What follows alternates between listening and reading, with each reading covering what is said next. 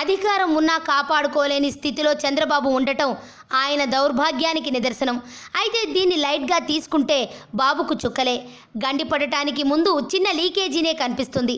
ఆ తర్వాతే ప్రవాహం జోరు పెరుగుతుంది. టీడీపీకి కూడా ఆ తరహాలో గండి పడేందుకు ముహూర్తం దగ్గర పడిందనే వార్తలు వినిపిస్తున్నాయి. ఎప్పుడూ నీతి గురించి మాట్లాడే చంద్రబాబు ప్రతిపక్ష పార్టీ ప్రజాప్రతినిధులకు తాయిలాల ఎరవేసి పార్టీ ఫిరాయింపులను ప్రోత్సహించారు. ఎలాగోలా విజయం సాధించారు. కానీ అది ఇప్పుడు బాబు మెడకు చుట్టుకుంది. ఫిరాయింపులు అధికారం అనే వాపు తప్ప బలం కాదన్నది జగమెరిగిన సత్యం. 3 సంవత్సరాల పాలనను దిగ్విజయంగా పూర్తి చేసుకున్నారు. 2019 ఎన్నికలు దగ్గరకు వస్తున్నాయి. ఇప్పటికే టీడీపీతో పొత్తు ప్రసక్తే లేదని ఒంటరిగా పోటీ చేస్తామని కమలదళం ప్రకటించింది. ఇక పవన్ కళ్యాణ్ కూడా ఒంటరిగా పోటీ చేస్తామని తేల్చి చెప్పారు. మరి అప్పుడు బాబు పరిస్థితి కుడితిలో పడిన ఎలకలాగా తయారవుతుంది. సమీకరణాలు ఎప్పుడైనా మారిపోవచ్చు. అందుకేనేమో బాబుగారి చెరువులో ఉన్న చేపలు ఒక్కొక్కటి జారుకుంటున్నాయి.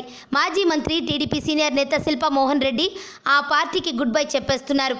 వైఎస్ఆర్సీపీలోకి జంప్ చేయడం ఖాయమని ప్రకటించేశారు. ఇది కర్నూలులో బాబుకు పెద్ద షాకే. 1,00,000 మందితో వైసీపీలోకి చేరి టీడీపీకి దిమ్మ తిరిగేలా ప్లాన్ వేస్తున్నారు. 2019లో నియోజకవర్గాలు పెరగనున్నాయని వైసీపీ నేతలకు ఆశ చూపించి కహానీలు చెప్పిన బాబు ఇప్పుడు చేయడానికి ఏమీ లేదు.